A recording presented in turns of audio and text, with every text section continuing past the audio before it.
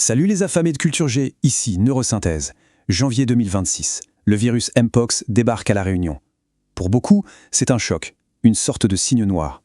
Mais la vraie question, ce n'est pas comment est-ce que c'est arrivé, mais plutôt comment ça aurait pu ne pas arriver. Aujourd'hui, on va décortiquer ensemble l'anatomie d'une crise qui, en réalité, n'avait rien d'une fatalité, mais qui avait tout d'une certitude. Cette phrase, prononcée par les autorités sanitaires, il ne faut surtout pas la prendre pour un aveu d'impuissance. C'est tout le contraire. C'est le constat, lucide, d'une anticipation.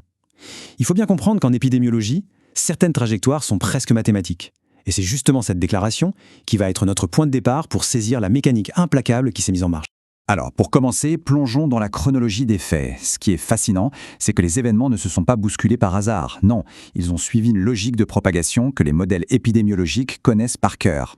Ok, regardons ça de plus près. Tout commence à Madagascar en décembre 2025.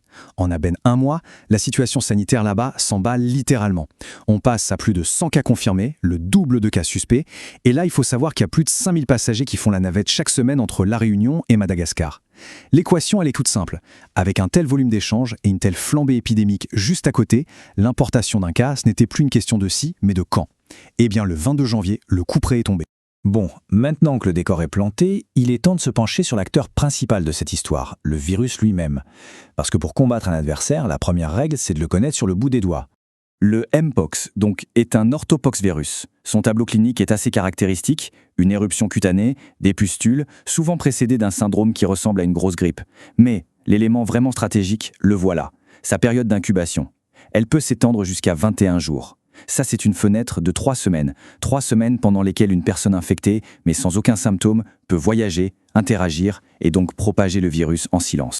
Et attention, il faut comprendre qu'on fait face à un adversaire à deux visages. D'un côté, il y a le clade 2. C'est celui que l'Europe connaît, notamment la France métropolitaine, depuis l'épidémie de 2022.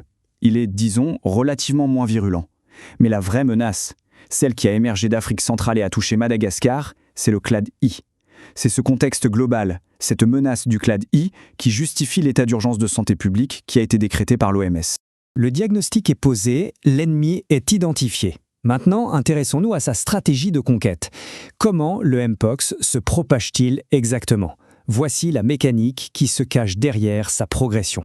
Alors, la transmission, c'est avant tout une affaire de contact. Le contact direct avec les lésions sur la peau d'un malade, c'est la voie royale pour le virus. Juste après, on a le contact indirect, via des surfaces et des objets contaminés. La transmission par gouttelettes respiratoires, elle, est possible, oui, mais elle reste vraiment marginale. Ça demande une proximité longue, intense, en face à face. Le vrai danger, il est donc dans ce qu'on touche. Ces chiffres, ils sont sans appel. Il faut bien saisir ce qu'est le taux d'attaque secondaire. En gros, c'est la probabilité qu'une personne en contact avec un malade soit infectée à son tour. Et là, on voit que ce risque explose dans le cadre de relations intimes, il atteint presque 22%, 1 sur 5. Par contre, le risque chute drastiquement dans l'entourage proche, famille ou amis, à 6,1%, et il devient très faible au sein d'un même foyer, à peine 1,9%. La conclusion est donc limpide, le type de contact est le facteur absolument déterminant. Et cette importance capitale du contact, elle est renforcée par la stabilité remarquable du virus. Regardez ça.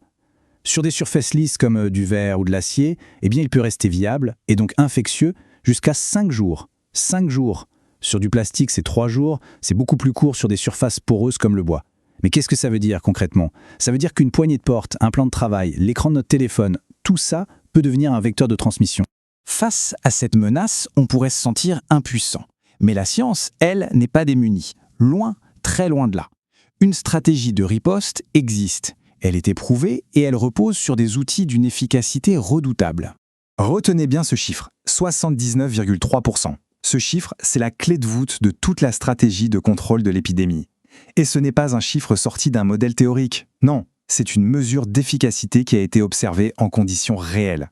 Ce fameux 79,3%, il représente l'efficacité de ce qu'on appelle la vaccination en post-exposition. Il faut comprendre le principe, c'est brillant. Quand une personne a été en contact avec un malade, on ne va pas attendre de voir si elle développe la maladie. Non, on la vaccine immédiatement pour bloquer le virus, avant même qu'il ait le temps de s'installer.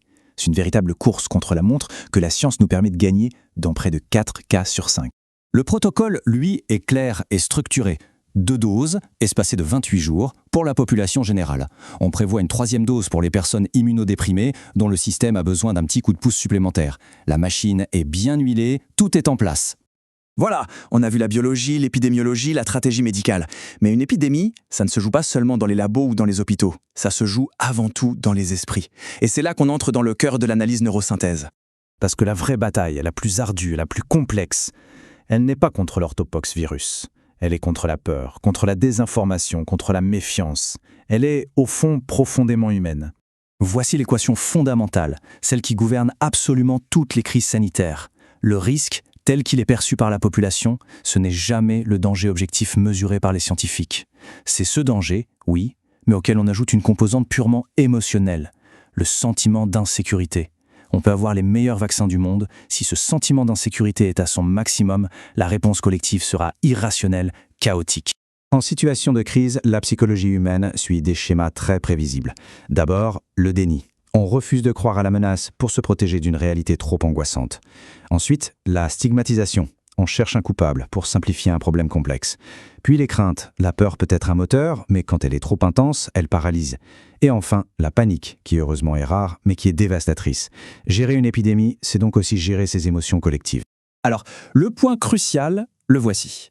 L'antidote à la peur, au déni et à la stigmatisation, ce n'est pas un médicament.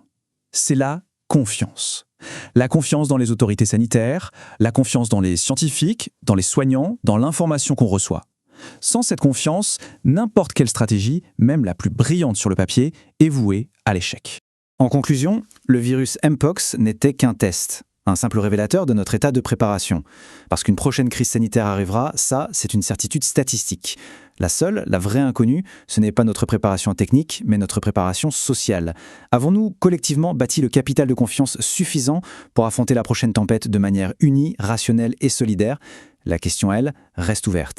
Pour continuer à décortiquer ensemble les enjeux complexes de notre monde, une dose de savoir quotidienne attend tous les curieux dans ma newsletter. Le lien est en bio. Restez affamés de savoir.